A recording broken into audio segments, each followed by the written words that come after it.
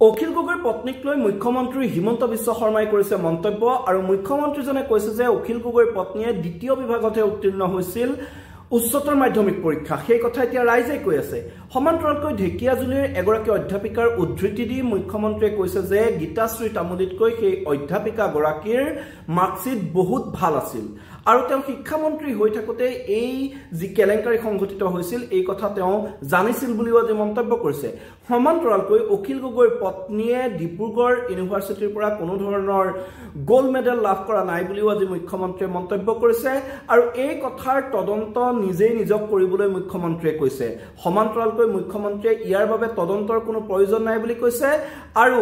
আনক নীতি শিক্ষা দিয়াতকে প্ৰথমে নিজকহে শুধৰণি হ'বলৈ মুখ্যমন্ত্ৰীয়ে এতিয়া প্ৰত্যাহ্বান জনাইছে অখিল গগৈ আৰু তেওঁৰ পত্নীক লগতে ৰাইজে দুয়োগৰাকী অধ্যাপিকাৰ মাৰ্কশিট মিলাই চালেই সকলো জলজল পটপট হৈ পৰিব বুলি মুখ্যমন্ত্ৰীয়ে কৈছে যেহেতু এই সদনৰ মজিয়াত মুখ্যমন্ত্ৰী আৰু অখিল গগৈৰ তীব্ৰ বাকবিতণ্ডাৰ পিছতে অখিল গগৈৰ পত্নীৰ নিযুক্তিৰ সন্দৰ্ভত বিতৰ্কৰ সূত্ৰপাত হৈছিল আৰু তাৰ পিছতে অখিল গগৈৰ পত্নীয়ে পত্ৰ লিখি ইয়াৰ তদন্ত কৰিবলৈ মুখ্যমন্ত্ৰীক এক প্ৰকাৰ প্ৰত্যাহ্বান জনাইছিল অখিল গগৈয়ে তেনেদৰে প্ৰত্যাহ্বান জনাই আহিছে আৰু তাৰ পিছত এতিয়া মুখ্যমন্ত্ৰীয়ে প্ৰতিক্ৰিয়া প্ৰকাশ কৰিছে যে এই ঘটনাৰ তদন্ত কৰিবলৈ কোনো প্ৰয়োজন নাই এই কথা জলজল পটপট হৈ আছে এই কথা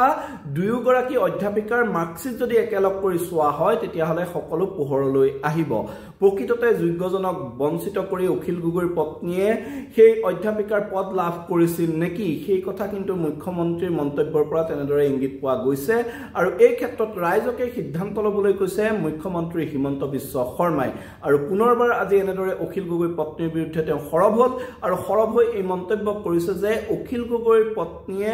দ্বিতীয় বিভাগতহে উত্তীৰ্ণ হৈছিল উচ্চতৰ মাধ্যমিক পৰীক্ষা আৰু সেই কথা এতিয়া ৰাইজৰ মুখে মুখে সমান্তৰালকৈ অখিল গগৈৰ পত্নীয়ে ডিব্ৰুগড় বিশ্ববিদ্যালয়ৰ পৰা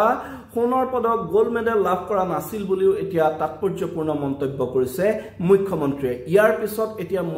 অখিল গগৈয়ে কি প্ৰতিক্ৰিয়া ব্যক্ত কৰে সেয়া কিন্তু লক্ষণীয় হ'ব